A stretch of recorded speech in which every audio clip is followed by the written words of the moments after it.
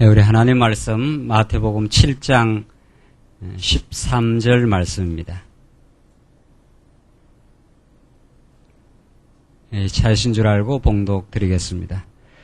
좁은 문으로 들어가라. 멸망으로 인도하는 문은 크고 그 길이 넓어 그리로 들어가는 자가 많고 생명으로 인도하는 문은 좁고 길이 협착하여 찾는 이가 적음이니라. 거짓 선지자들을 삼가라. 양의 옷을 입고 너희에게 나오나 속에는 노략질하는 일이라. 그의 열매로 그들을 알지니 가시나무에서 포도를 또는 은근귀에서 무화과를 따겠느냐. 이같이 좋은 나무마다 아름다운 열매를 맺고 못된 나무가 나쁜 열매를 맺나니 좋은 나무가 나쁜 열매를 맺을 수 없고 못된 나무가 아름다운 열매를 맺을 수 없느니라. 아름다운 열매를 맺지 아니하는 나무마다 찍혀 불에 던지우니라. 이러므로 그의 열매로 그들을 알리라. 20절까지 봉독드렸습니다. 우리는 지금 마태복음 말씀 통해서 예수는 구약에 약속된 선지자, 참 선지자이심을 우리가 지금 계속 5장 내용으로부터 지금 확인해 가고 있습니다. 예수가 구약에 약속된 참 선지자라는 것이 얼마나 놀라운 그 복음의 메시지인가 하는 것을 우리는 지금까지 누차 확인을 했습니다. 예수님이 하늘로부터 오신 참 선지자로서 이 땅에 오시지 아니하였으면 우리는 문자 그대로 캄캄한 어두움이며 하늘의 진리를 깨달을 수 없는 어리석은 존재이며 자신의 허탄한 영광을 위해서 치달아 가던 참으로 그리하여 멸망받아 마땅한 존재이며 자신의 근본과 자신의 삶의 인생이 어떤 존재이지도 알지 못하며 살 수밖에 없었던 범죄하고 어리석은 그 죄인입니다. 그러나 하나님께서 이제 약속대로 예수를 이 땅에 거룩한 하나님의 영원한 뜻을 또 우리를 향하신 하나님의 무한하신 자비하심을 가르쳐 주시는 참 선지자로 오셔서 그 앞에 우리가 율법 앞에 서면 우리는 모두 다 범죄한 인생들이지만은 하나님의 사랑이 우리를 온전히 덮어버리고 그 모든 구약 율법을 대신 성취해 주심으로 여러분과 저를 하나님의 무한한 자비를 받는 하나님의 백성으로 하나님의 자녀로 우리를 그저 은혜로 삼으셨다고 하는 그 놀라운 그 진리의 메시지가 이 예수의 그 선지자직을 통해서 우리는 확인할 수가 있습니다. 예수님의 참 선지자직은 특별히 그 당대 비진리의 가르침으로 가득 차 있었던 그 어두운 시대에 참으로 하늘의 빛으로 예수님께서는 그렇게 그 전달하고 있습니다. 바리새인과 서기관들은 구약의 율법을 완전히 곡해했고 이 땅 위에서 자신의 그 의를 드러내기 위해서 사람들 보라고 의를 행하면서 그 내노라 하던 그런 그 어두운 시대 예수님은 참 선지자로 오시고 하나님의 천국을 이 땅 위에 이루시는 천국의 주재자로 오셔서 심령이 가난한 자는 복이 있나니 천국이 저희 것이미요 라고 하는 그들이 기대했던 방식과는 전혀 다른 인간의 예측을 훨씬 뛰어넘는 신령하고 영적인 참된 하나님의 나라를 예수님은 5장 산상수훈 처음부터 택자들에게 주신 그 신령한 복을 그 선포해 가십니다. 그런 예수님은 하늘의 보물을 쌓을 것을 가르쳐 주시고 이 땅에 먹을 것, 마실 것, 입을 것 하나님께서 다 채워주시는 것이고 너희 인생이 구해야 되는 것은 참 그의 나라와 그의 의가 너희들이 온전히 구할 그 내용임을 그것이 우리 인생의 목적임을 가르쳐 주십니다. 그것은 그 당대의 수많은 그 서기관과 바리새인들의 그 가치관과는 정면으로 충돌되는 것이고 예수님을 정치적이고 이 세속적인 힘을 가지고 다윗 왕국을 이 땅에 이루는 방식으로 오리라고 기도했던 유대주의자들과는 전혀 다른 방식으로 예수님이 복음을 전파하십니다. 그래서 우리는 지난 시간까지 그러한 참으로 세상이 기대하는 방식이 아닌 하나님의 영원한 자녀들에게 신령한 하나님의 나라를 주시는 방식으로 예수님은 오셨고 그의 나라와 그의 의로 이 땅에 실현하시고 이제 그 예수를 구할 것을 강조를 하신 것까지 우리 지난 시간 공부를 했습니다. 오늘 계속해서 이제 우리가 지금 계속 공부해 나가는 것은 예수님이 율법과 선지를 재해석해 줄 뿐 아니라 이런 율법과 선지를 다 성취하신 그분에 의해서 신행, 믿음의 행위가 이루어져 간다고 하는 그 말씀을 지금 공부합니다. 그러니까 율법과 선지를 전혀 곡해했던 바리새인들의 가르침을 새롭게 정리를 해주고 그들이 율법을 지키려고 착각하고 그들 스스로가 선지자인 척하는 바리새인들을 정죄하고 그들의 어리석음을 이제 비판하고 예수야말로 구약의 모든 율법과 선지를 이루신 분, 그 안에서 진정한 예수가 그 메시아라고 하는 율법과 선지를 이루신 메시아임을 믿을 때 따라 나오는 행위에 대해서 우리는 지금 6장, 7장 내용을 지금 공부하고 있습니다. 그리스도에게 붙은 지체로 살아갈 때라야 사람들 앞에서 의를 행하지 않는다. 그것이 그 신행의 제일 기본 조건입니다. 그러니까 그리스도의 지체가 된 신령한 하나님의 백성이 되기 전에는 모든 인생의 행위의 표준은 사람 보라고 하는 것, 자기 의를 드러내는 것이라고 그렇게 이제 설명 쭉 하신 다음에 그런 그 맥락을 따라서 지금 이제 보물을 하늘에 쌓고 또 비판을 받지 않은 건 비판하지 말라. 너나 할 것 없이 누구다 하나님 앞에서 다 범죄한 인생들 아니었느냐. 지금 하나님이 그저 하나님의 은혜로 베푸시고 우리들에게 하나님의 나라를 우리에게 그저 선물로 주신 분이시지 않느냐. 그가 참으로 우리를 자기 대접받고자 하는 대로 다 온전히 자기 이웃을 자기 몸처럼 사랑하신 분. 그래서 이것이 율법이여 선지자니라. 우리 지난 시간 거기까지 공부했습니다. 이것이 율법이여 선지자라. 예수님만이 참으로 우리가 대접받고자 하는 대로 남에게 대접받고자 하는 대로 온전히 그 대접해 주신 메시아라는 사실을 우리 지난 시간 공부했습니다. 오늘 계속해서 13절로 14절은 이제 좁은 문으로 들어가야 하는 이유에 대해서 이제 가르쳐 주십니다. 좁은 문으로 들어가라. 멸망으로 인도하는 문은 크고 그 길이 넓어 거리로 들어가는 자가 많고 생명으로 인도하는 문은 좁고 길이 협착하여 찾는 이가 적음이니라.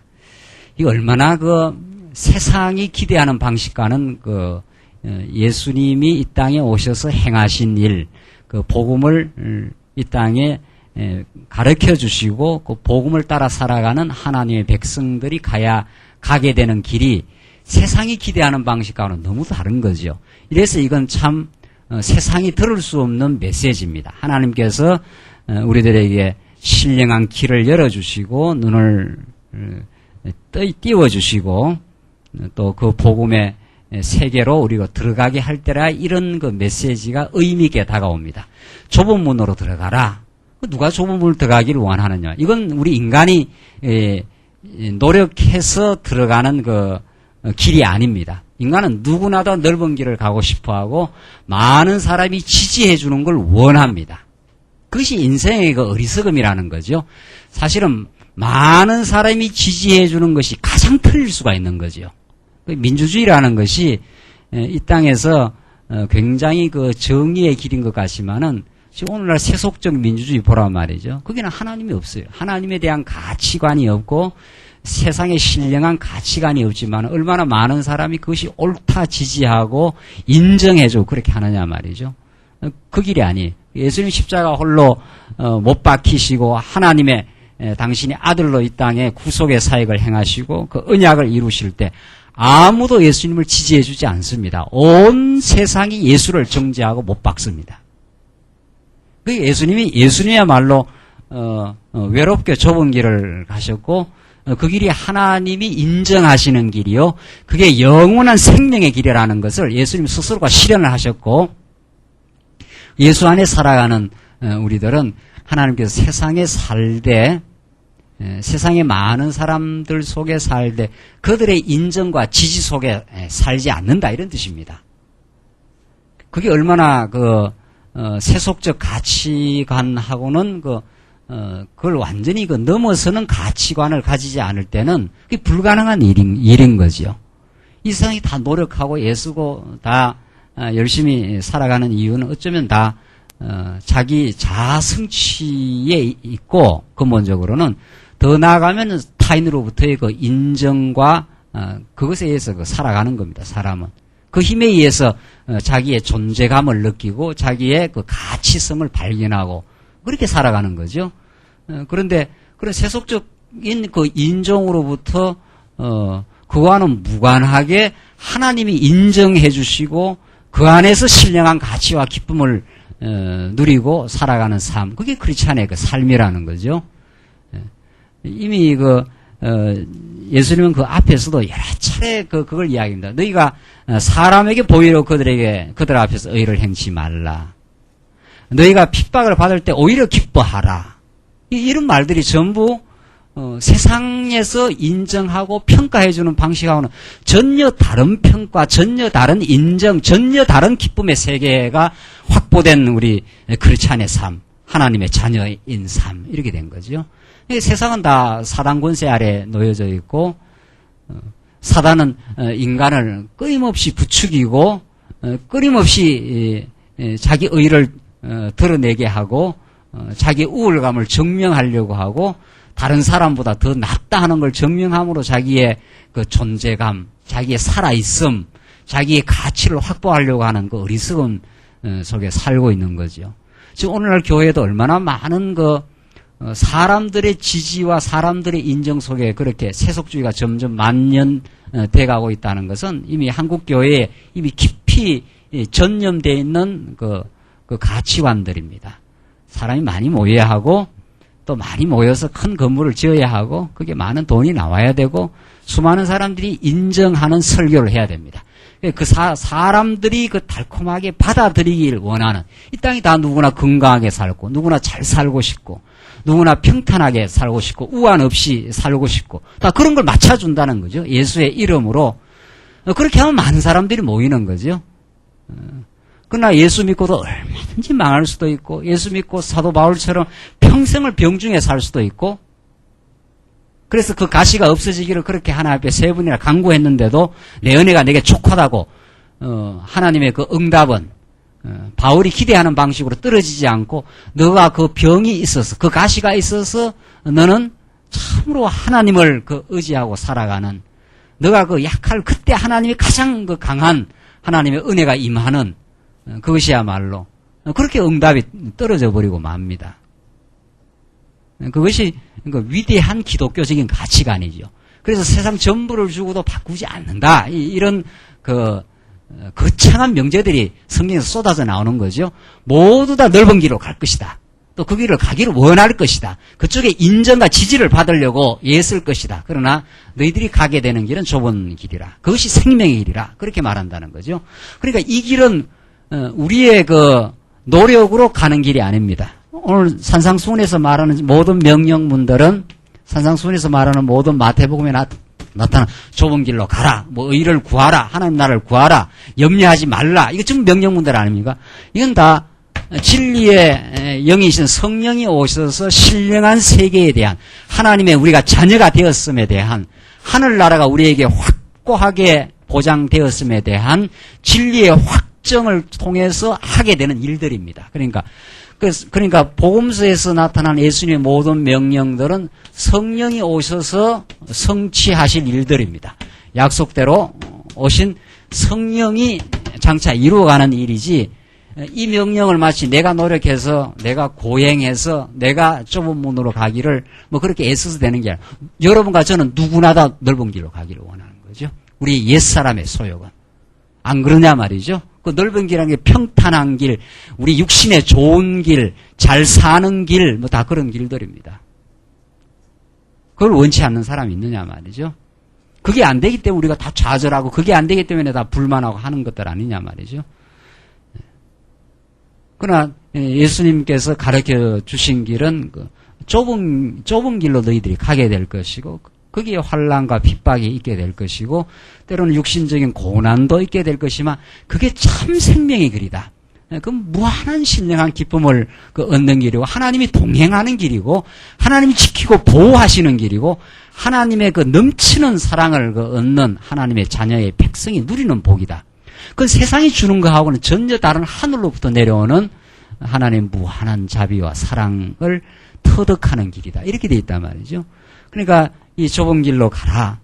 이런 성경은 없는, 이런 그 말씀은 없는 거죠. 그러니까 이런 메시지가 없는 거죠. 세상의 모든 철학과 모든 것은 인간의 소욕을 부추기고 그것을 정당화시켜 주지만 성경은 인간의 타락된 죄성이 잘못이라 가르쳐주고 하늘로부터 오신 메시아를 따라가는 길이 옳은 길이라 이렇게 이야기한단 말이죠. 이것이 오늘 아주 극명하게 좁은 문으로 들어가라는 이런 명제로 우리에게 떨어집니다. 이건 예수님이 가신 길이고 예수님이 보내주신 성령께서 하나님을 배워가는 길 이렇게 되어 있습니다. 이것이 생명의 길이요. 이게 풍요의 길이라는 거죠. 그런데 넓은 길은 보십시오. 멸망으로 인도하는 문은 크고 그 길이 넓어 이렇게 되어 있어요. 멸망으로. 많은 사람들이 지지해주는 길, 그것이 옳다고 서로 부추기는 길, 그것이 멸망으로 인도하는 문이고, 그것이 크고 그 길이 넓어 거리로 들어가는 자가 많고 이래 됐어요. 많은 사람들이 옳다 하는 것이 옳은 게 아니라는 거죠. 루트 한 사람이 로만 카톨릭을 저항하면서 그 당대 모든 사람들이 교황의 가르침이 옳다 했지만 루트 한 사람이 성경의 진리를 깨닫고 아니요 이렇게 할 수 있는 거죠. 아니다. 우리는 공로로 하나님 앞에 설 수 있는 존재가 아니다. 전적인 십자가의 은혜로만 우리는 하나님 앞에 의롭다함을 받고 그 하나님이 주시는 믿음의 선물로 우리가 하나님 앞에 설 수 있습니다. 그러니까 그 한 사람과 그 당대에 수많은 사람이 격돌한 거죠. 그러나 한 사람이 옳은 거지요. 한 사람이 옳은 거죠. 그러니까 루터가 옳은 게 아니라 루터에게 함께한 그 진리가 옳았는 거죠. 그게 좁은 문입니다. 그러니까 이게 영생으로 인도하는 문이고 이게 참된 승리의 길이고 이게 풍요의 길이라는 거죠. 세상은 그걸 볼 수 있는 눈이 없습니다. 그러니까 여러분과 제가 오늘 이런 예배당에 나와서 하나님을 배우고 이것은 아무나 받는 그 복이 아니라는 거죠. 참으로 좁은 문이고 세상의 시각과 세상의 관점으로 볼 때는 참으로 어리석게 보이고 여기에 무슨 그 기쁨과 행복이 있느냐 이렇게 보는 거죠. 너희들이 술을 마셔 즐기기를 해 세상에 쾌락이 있어 다 이제 이렇게 이야기한다는 거죠. 그러나 우리는 하나님이 주시는 그 은혜의 깨달음으로 좁은 길을 가고 때로는 고난의 길을 가고 때로는 세상에서 어려움을 겪기도 하지만 우리의 속사람은 하나님을 배우고 그의 풍성한 은혜의 깨달음 속에서 우리를 영생의 길로 영원히 망하지 않는 길로 우리를 인도해 가신다. 그래서 생명으로 인도하는 문은 좁고 길이 협착하여 아주 협착하다. 찾는 이가 어디라고 했습니까? 적음이라 이렇게 돼 있어요. 그러니까 우리가 진리운동, 우리 말씀운동을 하면서 많은 사람이 이것을 환호해 주리라는 것은 환상이라는 거죠. 그건 거짓된 환상입니다. 오히려 많은 사람들이 핍박에 우리는 마침내 겪을 수밖에 없을 것이라. 우리는 한두 사람의 동지를 만나는 것을 우리는 너무도 큰 그 행복으로 우리는 알게 될 것이다. 이런 우리는 기쁨을 가지고 우리가 말씀운동 안에서 우리를 살게 하셨고 그런 동지를 만났고 그 안에서 무한한 그 위로를 우리가 느끼면서 지금 살아가고 있습니다. 그 길이 좁습니다. 그 길이 좁은 길이지만 그게 생명의 길이라. 15절을 보십시다. 15절로 7절 15절로 23절 보십시다. 15절로 23절 거짓 선지자들을 삼가해야 할 것에 대해 교훈해 주십니다. 거짓 선지자들을 삼가라. 양의 옷을 입고 너희에게 나오나 속에는 노략질하는 일이라. 이거 보십시오. 언제나 거짓 선생, 거짓 선지자, 거짓 가르침은 앙과 밖이 전혀 다르다는 거죠. 양의 옷을 입었으니까 얼마나 양순하게 보입니까? 아주 순하게 보이지만은 사실상은 속으로 노략질하는 일이라. 영혼을 노략질해 나가는, 강탈해 나가는, 이 영혼을 침탈하는 이 말이죠. 빼앗아가는, 약탈하는 그것이 거짓 선지자들이라는 거죠. 이 시대에도 얼마나 많은 거짓 선지자들이 도덕을 외치고 정의를 외치지만 사실상 이제 참된 평안을 앗아가는 거짓 선지자들이 얼마나 그 팽배했는지 모릅니다. 16절을 보십시다. 그의 열매로 그들을 알지니 가시나무에서 포도를 또는 은근키에서 무화과를 따겠느냐. 이와 같이 좋은 나무마다 아름다운 열매를 맺고 못된 나무가 나쁜 열매를 맺나니 좋은 나무가 나쁜 열매를 맺을 수 없고 못된 나무가 아름다운 열매를 맺을 수 없느니라. 아름다운 열매를 맺지 아니하는 나무마다 지켜 불에 던지우니라. 이 19절까지 이 본문의 말씀은 얼마나 많이 그 곡해되어 온 본문인지 모릅니다. 열매 맺지 않는 삶이 그건 하나님 앞에서 설 수 없다. 또 여기 표현대로 말하면 아름다운 열매 맺지 않은 나무마다 지켜 불에 들어가게 된다. 그러니까 이 열매라는 그 행동을 강조하는 인간의 그 행동을 강조하는 본문으로 이 본문이 쓰인 거지요. 인간의 행위를 그 강조하는 걸로. 성경은 어느 본문이든 인간의 행동을 강조하는 본문이 없습니다. 뭐뭐를 하라, 열심을 품고 주를 섬기라. 이게 행동 강조하는 거 아닙니까? 열심을 품고, 게으른 성도들한테 열심을 품고 주를 섬기라. 이게 행동을 촉발하고 강조하는 본문이죠. 우리는 그렇게 그 본문을 읽지 않지요. 하나님의 은혜가 임하지 않으면 인간은 하나님의 선한 일에 열심 안 냅니다. 자기 영광에 열심을 내고, 그러니까 하나님의 일에는 게으르게 되어 있지요. 그렇게 되어 있죠. 그러니까 인간의 그 본성은 놔두면은 그냥 하나님께서 은혜 받게 그냥 두면은 인간은 자기 영광을 위해서 열심히 삽니다. 지금 세상 사람들 이 더위에 얼마나 열심히 삽니까? 제가 더워서 이렇게 집에 있다가 가끔 있으면, 야, 우리 이태원 집사님 같은 경우는 뭐 이태원 집사님 하나 예예요. 이 더위에 얼마나 일하기 힘들까 말이죠. 그 뭐 보통 그 열 속에 사는 그 일 아닙니까? 그 용접은 그 열 속에서.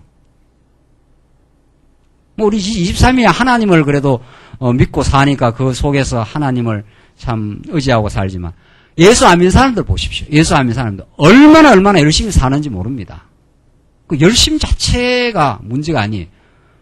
그 사람들이 더 열심히 살지. 어떨 때는 돈 벌이기 위해서는 지옥 끝까지도 간다는 거 아닙니까? 돈 벌이려면은 그게 자본주의의 그 정신이다 말이죠.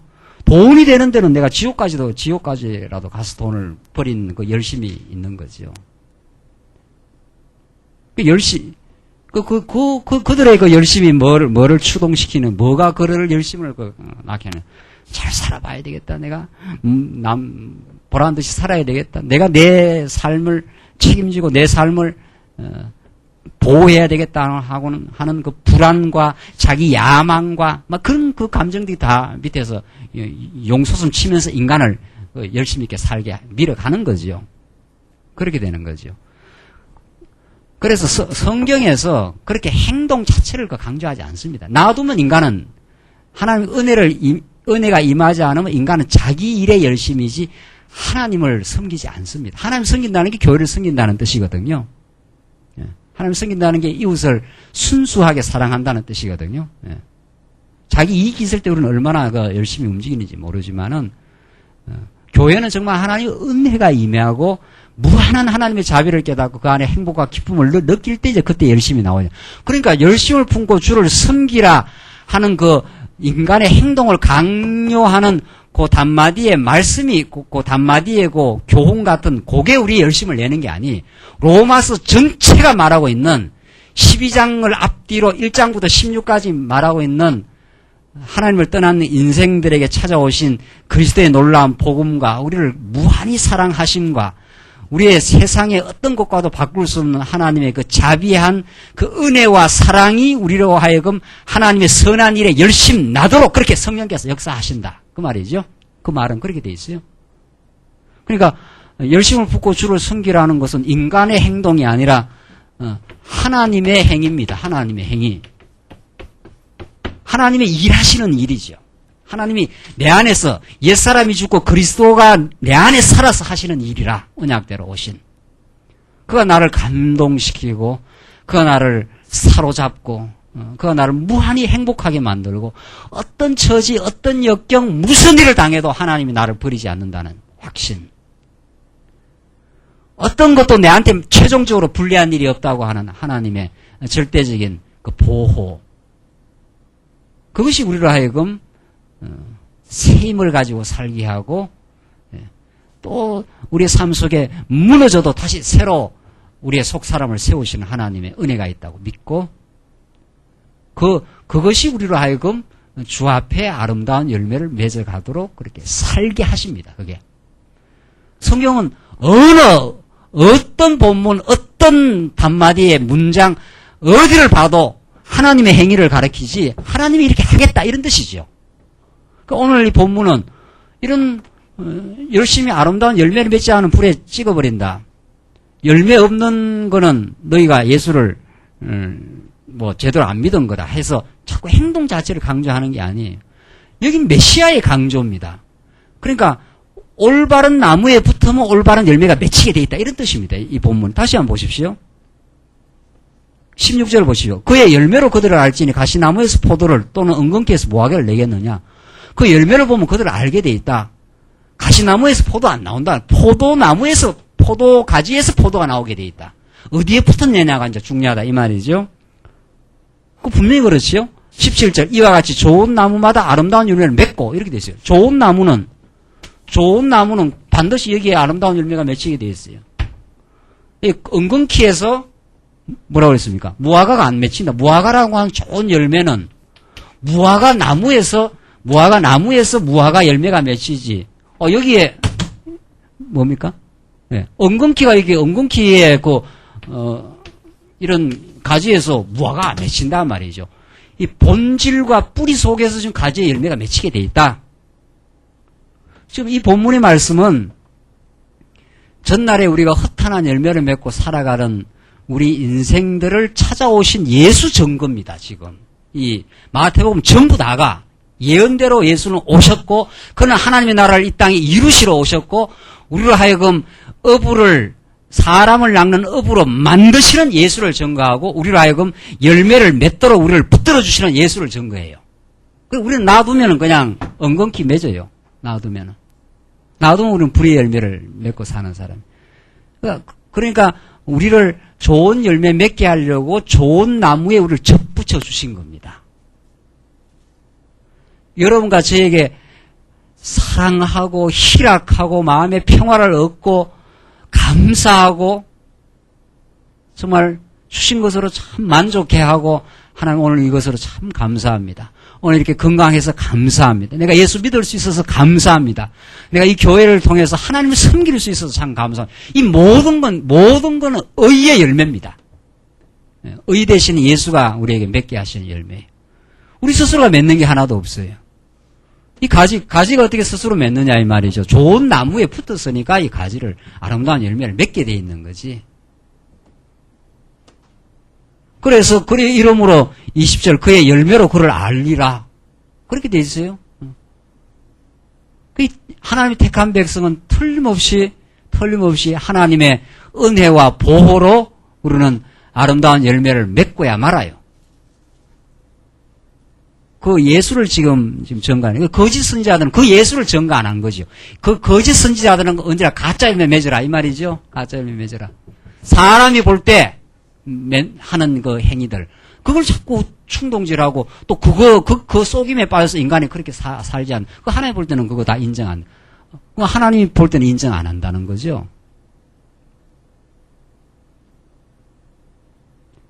이게 우리 우리 생활이라는 거죠.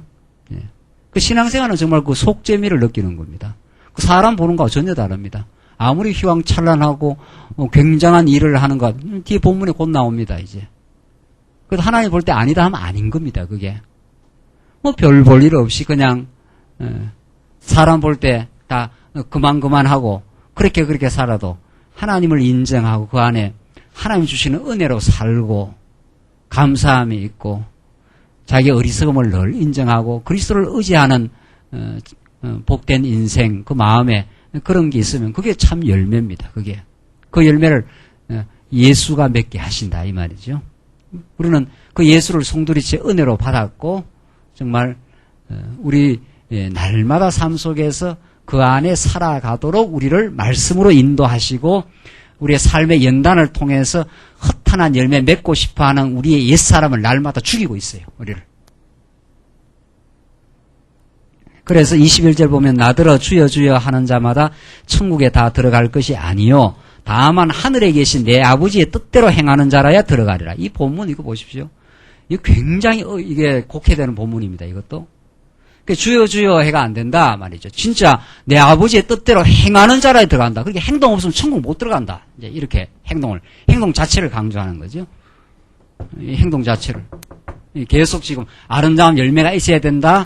말로만 주여 주여 해서 되는 게 아니라 아버지 뜻대로 행해야 된다. 자, 이때 행해야 된다. 우리 장로님이나 우리 권사님도 어디까지 행했습니까? 어디까지 행해서 지금 자신이 있습니까? 만약에 여기 주의 뜻대로 행해야 들어간다는데 어떨 때는 또 못 행할 때도 있지 않습니까? 저는 아마 생각해도 못하는 데가 너무 많아가지고 한만 생각해도 행위로 지금 저울질해서는 들어갈 자신이 별로 없어 보여요. 우리 장로님, 권사님들은 이게 주의 뜻대로 행하는 자라야 들어간다 했는데 그 행하는 일의 그 내용이 무엇이며 그렇게 정말 행해서 지금 들어갈 그 자신감 있는 사람이 있느냐 말이죠. 또 어디까지 해야 됩니까? 교회를 위해서 시간과 재산과 정력과 모든 걸 다 바쳐야 주의 뜻대로 행하는 겁니까? 그냥 물어봅시다. 이제 어느 정도 연보를 해야 주의 뜻대로 행하는 겁니까? 내가 벌어들인 소득의 10분의 1 혹은 한 10분의 1로 만족이 안 되면 우리는 11조를 안 하니까 한 12, 2조는 해야 되는 건지 아니면 몽땅 다 털어내야 주의 뜻대로 행하는 건지. 자, 어떤 거냐 말이죠. 이제 교회를 위해 사는 것, 하나님을 위해 사는 주의 뜻대로 행하는 것. 어디까지 해야 그걸 행하는 자라야 천국 들어간다 했으니까. 개척교회는 사는 동안 한 2-3개는 세워야 됩니까? 그래야 주의 뜻대로 행한 게 되느냐 말이죠. 물어봅시다. 네? 어느 정도는 행해야 주의 뜻대로 행하는 겁니까? 이거 어려워요, 정말. 주여 주여 해가 되는 게 아니라 그랬지 않았어요? 여러분이나 저나 교회 와서 기도할 때 주여 주여 하지 않습니까? 그래갖고는 안 된다 이 말이죠. 주의 뜻대로 행해야 된다 말이죠. 여기 딱딱 걸리면은 꼼짝달싹 못합니다. 그 정도 해서는 천국 가기 어렵습니다. 그렇게 하면 어떻게 할 겁니까? 이건 우리 교회에 지금 적합한 말씀 아닙니까? 지금 예배 당시 옮겨야 되는데 그 정도 해갖고는 안 됩니다. 뭐 이렇게 나가면 어떻게 하느냐 말이죠. 그 정도 해서 뭐 되겠느냐 말이죠. 이거 내 아버지 뜻대로 행한다는 게 어떤 거냐 말이죠. 그러니까 이건 굉장히 가시적인 행동에 사람들이 너무 세뇌가 되어 있기 때문에 이 주의 뜻대로 행한다는 것도 드러나는 뭐 전도라든가 교회 열심이라든가 뭐 드러나는 연보라든가 뭐 그 어디까지 해야 천국 들어갈 자격을 얻느냐 이 말이죠. 이 본문대로 말하면 어디까지를 해야 되느냐 말이죠. 그게 한도 끝도 없어요. 그 행동적으로 이 본문을 풀어버리고 성도들한테 부담을 주기 시작하면 또 그래야 교회가 됩니다. 가짜 교회가 돼요. 가짜 교회가 돌아가요. 그 정도로 하면은 한도 끝도 없는 거거든요. 어디까지 해야 되는 건지 말이죠. 내 아버지의 뜻대로 행하는 자라에 들어가리라. 이 본문 하나 딱 떼내가지고 행동 강조하기 시작하면은 정말 우리는 복음을 듣는 게 아니고 무거운 짐을 메고 살 수밖에 없는 거죠. 주의 뜻대로 행하는 게 뭐냐 말이죠. 하나님의 내 아버지의 뜻대로.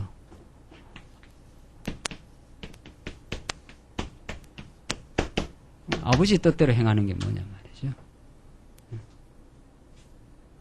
우리 지금까지 공부한 마태복음 산상수훈의 전체 흐름 속에서 이 본문의 말씀이 해석돼야 돼요.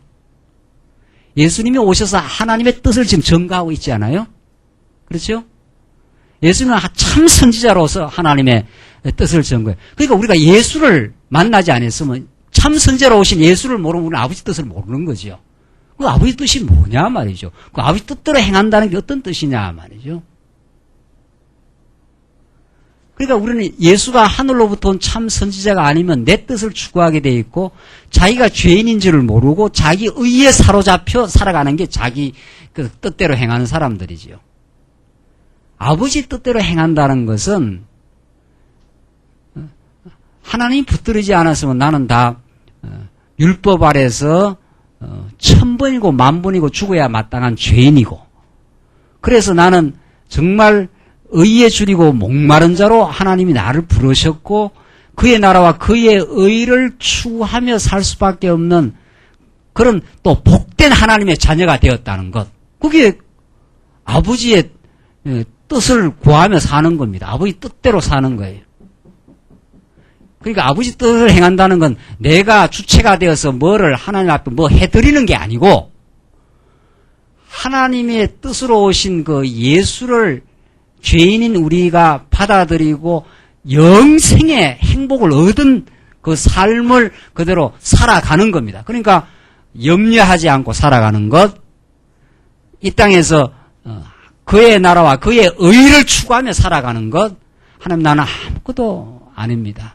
당신이 만약 완전케 한 율법으로 저 폐부를 들여다보신다면 음욕한 자요, 살인한 자요, 죄인이어서 멸망받아야 마땅한 인생입니다. 그러나 당신이 나을 천국을 그저 우리에게 허락하셨고 내게 모든 것을 예비하시고 당신을 의지하여 나는 복을 얻은 사람이요. 이 땅에 당신의 약속을 갈구하며 사는 사람이라는 것. 그러니까 아버지 뜻대로 행한다 하는 것은 아버지의 뜻을 추구하며 그를 의지하는 삶 이렇게 돼 있어요. 이 완전히 그 속사람의 그 예수를 만나 하나님을 의지하고 자기의 의를 드러내지 않는 삶 이런 뜻입니다. 나는 의가 없습니다 이런 뜻 아닙니까? 그렇죠? 아버지 뜻대로 행한다. 앞에서 계속 말한 모든 것이 이 한마디에 그 귀결이 되는 거죠. 너희는 사람들을 보내서 의를 행치 말라. 그건 하나님을 모르는 사람들이 자기 의를 행하려고 열심히 노력한 거죠. 그건 아버지 뜻을 행하지 않는 거죠. 그렇죠?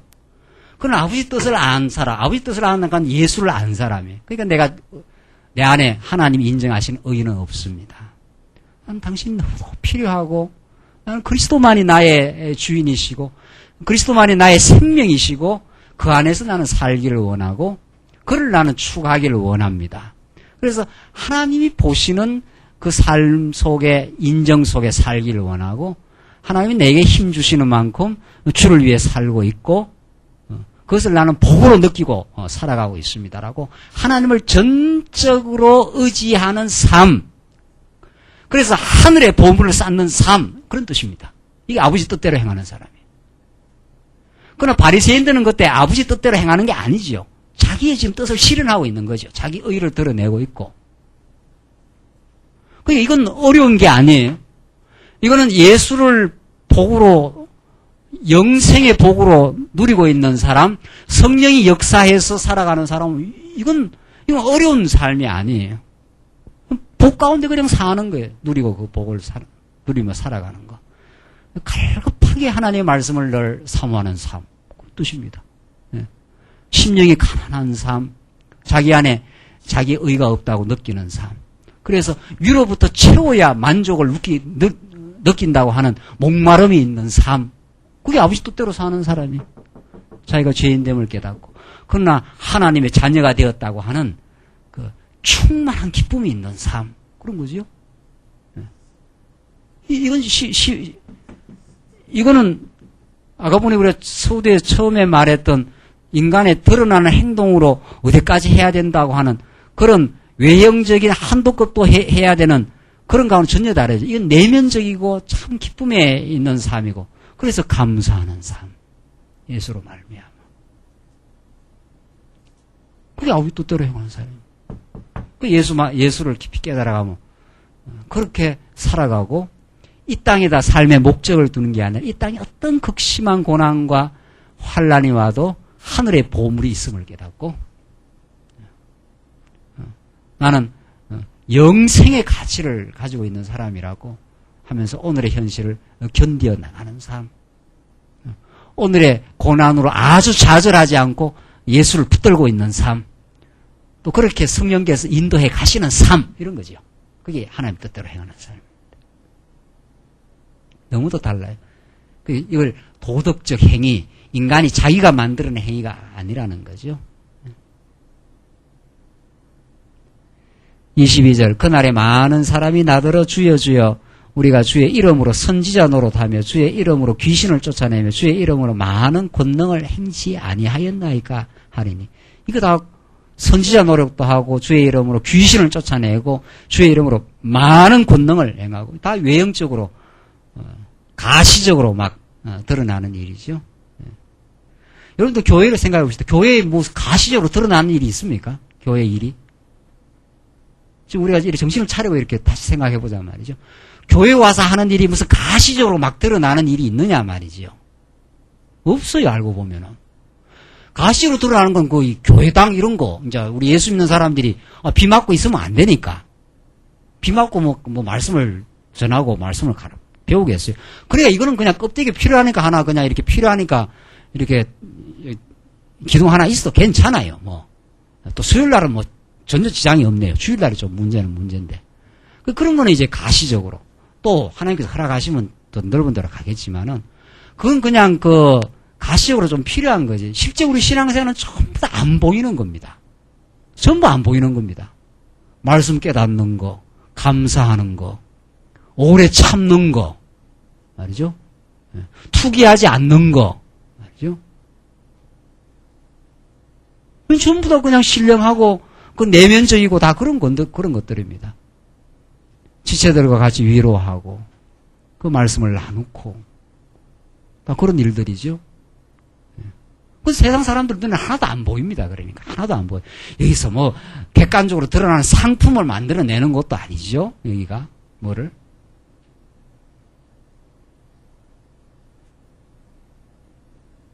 그렇게 우리의 신앙생활은 사실 신령합니다. 그러니까 주의 이름으로 선지자 노릇하고 주의 이름으로 귀신을 쫓아내고 많은 권능을 행했다고 그렇게 나온다는 거죠. 그렇게 외형적으로 23절 그때 내가 저희에게 도무지 말하되 내가 너희를 도무지 알지 못하니 불법을 행하는 자들아 내게서 떠나가라 하리라. 내하고는 아무 상관없는 일을 너희가 했다. 그 말이죠. 진리와 상관없이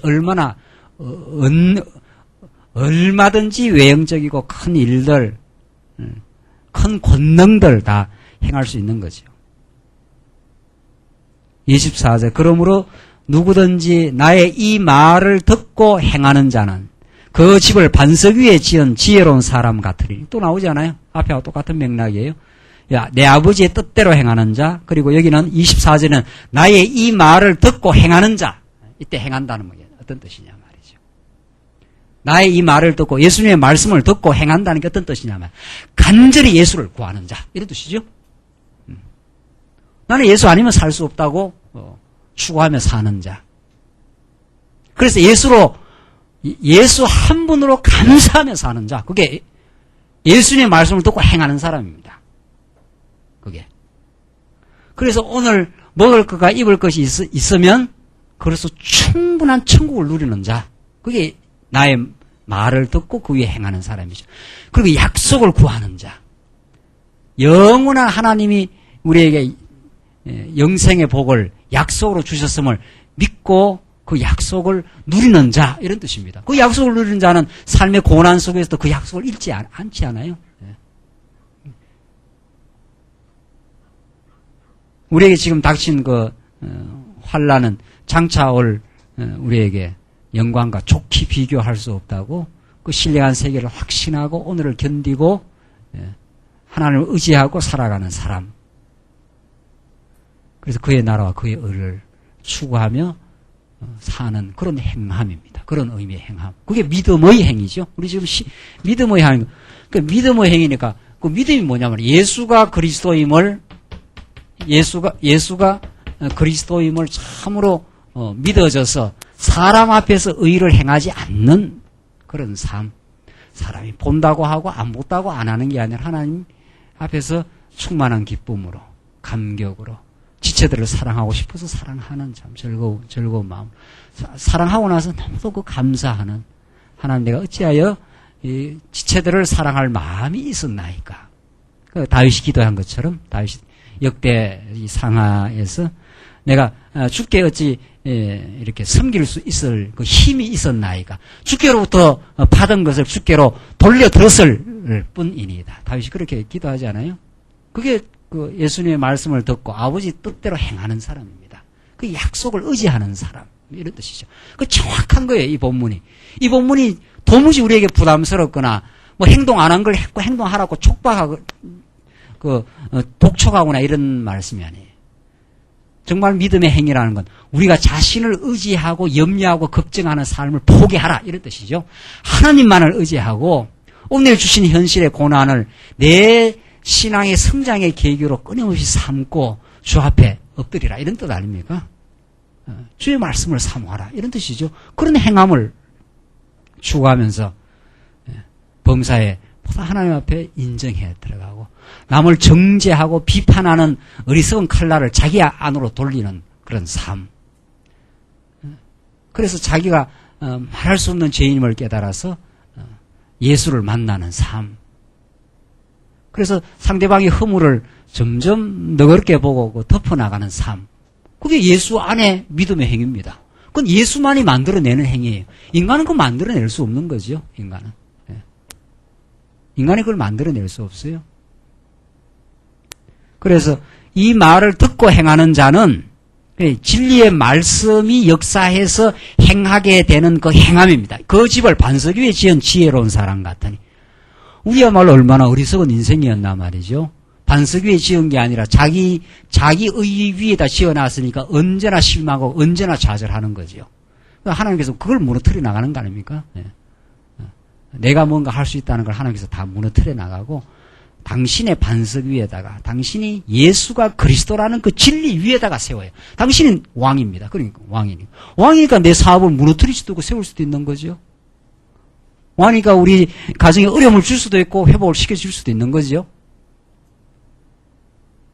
그게 예수가 그리스도라는 진리 위에 세워지는 거. 예수는 참 제사 직분을 가지고 있으니까 그 앞에 서면 우리는 다 문둥병자요, 유출병자요, 자기를 내세울 수 없는 범죄한 인생들이기 때문에 그 앞에 은혜를 구할 수밖에 없는 존재. 또 그 은혜가 넘치도록 이미 예수를 통해서 자비한 손길로 우리를 다 용서하신 분인 분. 그런 그 진리의 반석 위에 우리의 인생이 세워진, 그건 안 무너진다 말이죠. 우리가 삶 속에 무너지게 느껴지는 건 그 무너져야 되는 것들입니다. 그거는 다 내가 세우려고 발부둥 쳤던 것들, 내 의로 포장했던 것들, 그걸 하나님께 하나하나 무너뜨리잖아요. 그게 순간적으로 좌절이고 실망으로 느끼고, 그건 무너져야 되는 것들이 무너지고 있고, 하나님은 우리를 반석 위에 세워나가십니다. 25절 보시면 비가 내리고 창수가 나고 바람이 불어 그 집에 부딪히되 무너지지 아니하나니. 그러니까 비가 오고 창수가 나고 바람이 불어 그 집에 부딪혀도 안 무너진단 말이죠. 그게 예수는 그리스도이십니다 라는 그 신앙 위에 세워지는 우리 인생입니다. 그거 안 무너지지요. 그거는. 예. 그 신령한 집은 안 무너진단 말이죠. 이는 주초를 반석 위에 놓은 연고요. 주초가 기초 아닌가. 그걸 반석 위에 내놨으니까 아무리 불어닥쳐도 예수는 그리스도이십니다. 당신은 나의 전부요. 당신은 나의 소망이요. 당신은 유일한 나의 인생의 가치입니다. 당신 때문에 내가 살았고, 당신 때문에 내가 고난받아도 의미가 있고, 당신 때문에 내가 지금 어려움을 겪어도 이 어려움이 예수가 그리스도이심을 더 믿어지게 하는 것으로 하나님께서 우리를 인도해 가시고 있습니다. 그죠? 그 신앙을 하나님께서 붙들어 주시는 한 우리 인생은 무너지지 않는 신령한 집을 지을 수 있는 거죠. 26절. 나의 이 말을 듣고 행치 아니하는 자는 그 집을 모래 위에 지은 어리석은 사람 같으리니. 그러니까 나의 이 말, 지금까지 말했던 예수님의 그 복음들입니다. 그 말을 듣고 행치 않으니까 자기 의유를 끊임없이 내세우거나, 그 예수를 못 만났을 때 땅에다가 보물을 쌓으려고 자기 의와 자기의 가치를 이 땅에 실현하려고 하는 모든 것들은 다 언젠가는 다 허무하게 다 사라져간다. 우리의 삶도 언젠가는 다 죽게 돼 있는 거니까 말이죠. 다 무너져 갈 것이다. 그 집을 모래 위에 지은 어리석은 사람 같으리니 예수 위에 안 세운다 이런 말이죠. 예수는 그리스도라는 그 진리 위에 안 세워진 인생 하나님께서 언젠가는 다 무너뜨려 버리는 거죠. 27절 비가 내리고 창수가 나고 바람이 불어 그 집에 부딪히되 무너져 그 무너짐이 심하니라. 예수께서 이 말씀을 마치심에 무리들이 그 가르치심에 놀래니 이는 그 가르치는 것이 권세 있는 자와 같고 저희 서기관들과는 어떻게 해요? 같지 아니함 일러라. 그거 당연한 거죠. 예수님은 이 세상에서 서기관들이 가르치는 수평적 가르침이 아닙니다. 하늘로부터 내려오는 이 수직적인 가르침이죠. 그리고 모든 이 서기관들의 가르침은 사람들이 인정하는 그 길로 가라. 넓은 길로 가라. 땅에다가 보물을 쌓으라는 거죠. 너 자신이 의를 실현할 수 있는 능력과 자격이 있다. 노력하라. 뭐 이런 거죠. 그거 다 거짓인 거죠. 거짓 선지자들의 가르치는 거죠.